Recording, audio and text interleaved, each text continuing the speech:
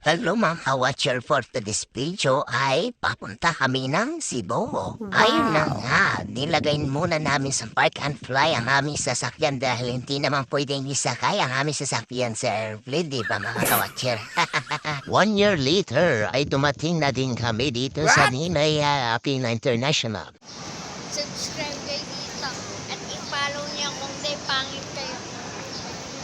So wakas, how many years ng aming paghantay ay nakapag-check-in na din kami sa airport. Pagkapasok na namin ay maghahantay na naman kami ng how many years para tawagin ang aming flight. Damang upo-upo at chill-chill lang muna kwentuhan para hindi naman mainip ang person. After 2 years nga ay tinawag na ang aming sasakyan na airplane. Ito na naman kami mga kawatcher, pipila na naman kami. Sa wakas ay papunta na kami sa aming sasakyang airplane. Habang papasok na ako dyan papuntang airplane, ay may napansin ako sa aking likuran na masyadong maingay.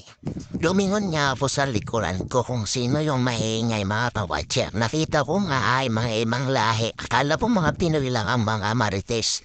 Ibang lahi din pala. Ay, sa wakas na makakapasok na din ako sa airplane. Mapapahinga na din ako. Dahil sa Wow! totoo lang mga kawatcher ay kulang ang aking tulog siguro 1 oras lang. Dahil na siguro sa sobrang excited ko na makapunta ng Cebu dahil ito ang first time ko makapunta. Welcome to Mactan International Airport. Ito na nga at narating na namin ang Cebu. Sa wakas nakita at natungtong ka na din ang lupa ng aking lolo na sila pula ko. Hanggang tingin lang muna ako sa lupa ng aking mga ninuno mga kawatcher. Maiba naman Wow! tayo mga kawatcher. Grabe ang ganda ng airport ng Mactan. Siguro dahil binaganda din yung airport ng Mactan dahil nga tourist spot na ang lugar na Cebu na ito. Ang Wow! sasabihin ko lang sa Cebu, I shall return. Babalikan kita dahil napakaganda talaga. Kararating lang niya galing Korea. Andito siya ngayon sa Cebu. Pasalubong nga, painom ka mamaya.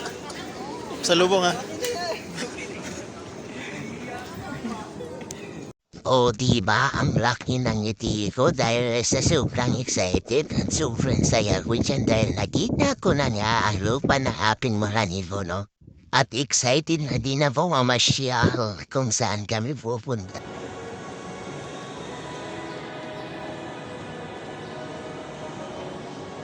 Kung umabot ka sa bidyong ito, maraming salamat po sa inyo. Don't forget to follow and share my video and like. Bye-bye. To be continued.